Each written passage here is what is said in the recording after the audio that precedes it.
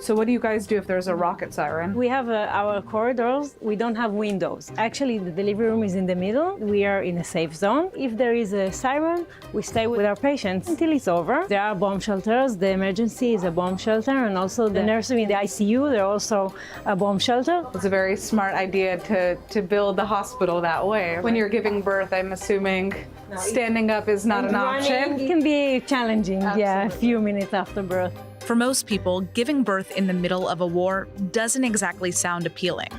But here in Israel, where war has been raging for over a year now, the birth rate shows no sign of slowing down.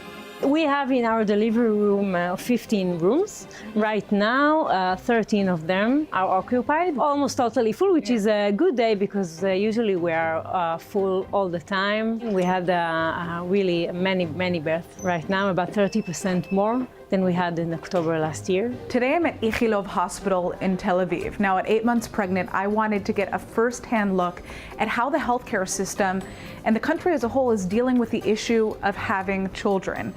When you walk on the streets here, you see babies everywhere, and Israel is experiencing a baby boom of sorts mid-war. I gave birth to my first child in this hospital because I live nearby, but thousands of women from across the country are choosing to come and give birth here because maternity wards and hospitals in the north and the south have been moved underground amid near daily rocket fire. Everybody is stressed now, and we had women here that lost their husbands, lost family members, lost their homes, have been really traumatized. We had women that come in without their husbands because they're fighting in the war or they lost them. It's a really strange year to have to give birth in. But it gives us great hope. I think a baby was just born, yeah, right? I just heard the baby crying. The baby. This is why I want to be here during the war and nowhere else. Because this is the place to be during the war. Over the course of the last year alone, 183,000 babies have been born in the state of Israel. Israel's birth rate remains the highest among countries in the Organization for Economic Cooperation and Development by far, as birth rates decline across the developed world. Here, women have an average of 2.9 children, and it's not just religious mothers that are having lots of babies. Secular Israelis have an average of 2 kids, which is well above the OECD average. And the war isn't slowing things down. So we actually decided to get pregnant just after the 7th of October. The war definitely made me want to have more children. Of course I want a baby. For me, I'm living here. I'm an Israeli, it's my home, not going anywhere. And for me, to make a baby is normal. The normal life for us. This is Megan and her husband Oren, who has a hearing disability. They just gave birth to their second son about a week before this interview in central Israel, where they live. On the day Megan went into labor, there were multiple rocket barrages fired into Tel Aviv.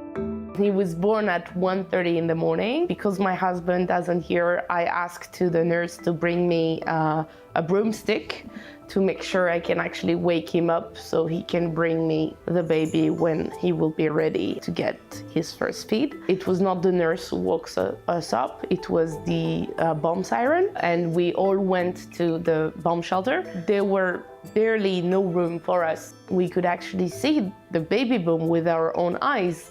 I asked the nurse around me, I said, how many babies got delivered today? And she said, usually it's 30 a night. Today it was 42. I think Israelis choose to keep having kids during the war because bringing kids is nature. And I'm not gonna give the power to any other country, any other terrorist group to decide if I should block my nature for them. I will have kids, my friends will have kids, and we're gonna have a normal life because this is the best way to annoy them. 7th of October was Saturday morning. My daughter was in the Nova party and she called us. And while she was talking with us and our family, she was shot. We heard her being shot while she's telling us that she loves us and she tells us goodbye. She knew exactly that she's going to die. So in this Saturday, when it was quiet on the phone and we didn't really knew what is happening, and we tried to do our best to try to know if she's injured, maybe she was kidnapped. I started to get notifications. I was drafted to the army, and about 15 physicians of mine were joining the army. This is Dr. Yariv Yogev. He's the head of Ichilov's Lis Hospital for Maternity and Women's Health. He's been running the delivery ward at the medical center for years now. On October 7th, his daughter Libby was murdered by Hamas terrorists when they brutally infiltrated southern Israel. But despite the devastating loss, the next day, Dr. Yogev put aside his personal trauma and showed up to the hospital ready to work amidst the chaos. On Sunday morning, I came here to sit with my crew just to settle the ship.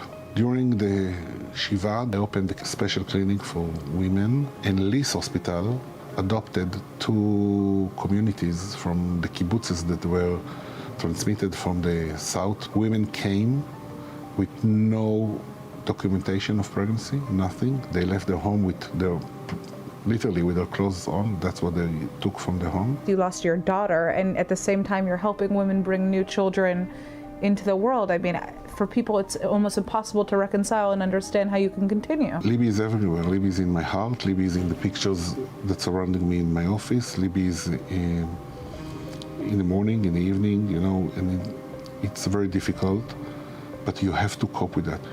We made a special clinic here in the hospital that we call Libby with You. This is a clinic that gives follow-up for women with birth trauma or any other traumas during the life that are planning to deliver in our hospital. Libby was 22 when she died. She died just because she went to dance.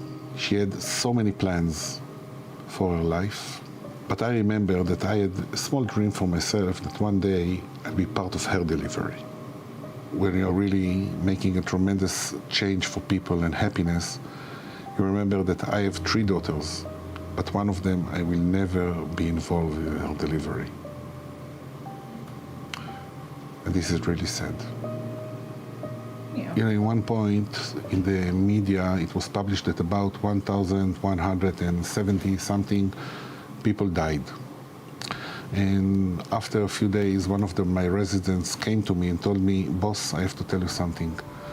Today, from the October 7, 100,070 something babies were born at Lis Hospital." It was about 3 weeks or 4 weeks after the war. And it's some kind of revenge, it's some kind of continuity for myself as a mission. וואי, אבל היא מלא, תראי, יש לי, הייתה לי צמרמורת. התחלתי לבכות. היא מהאמיתי של עליי, מלא, זה יפה. תראי, אחרי עשור את כבר מתחילה להתרגל לסיטואציה, אבל שם הם לא כל כך חמודים. הוא לא רצה לראות, הוא לא רצה לראות. היא אומרת לו, בוא תראה. הוא אומר, לא רוצה, בוא תראה, לא רוצה. הוא עמד ככה, רחלי, לא זז ממנה. אבל מאחורה, והוא לוחץ לי על הכתב, אני... For now, the war is not anywhere near ending, but the hospitals remain full, with both staff and new families celebrating life in Israel the best way that they know how. Usually in the world, when there's war, there are less babies. But in Israel, it's different. We are here to stay. We're here to stay. You want it or not, we're here to stay. So we have babies.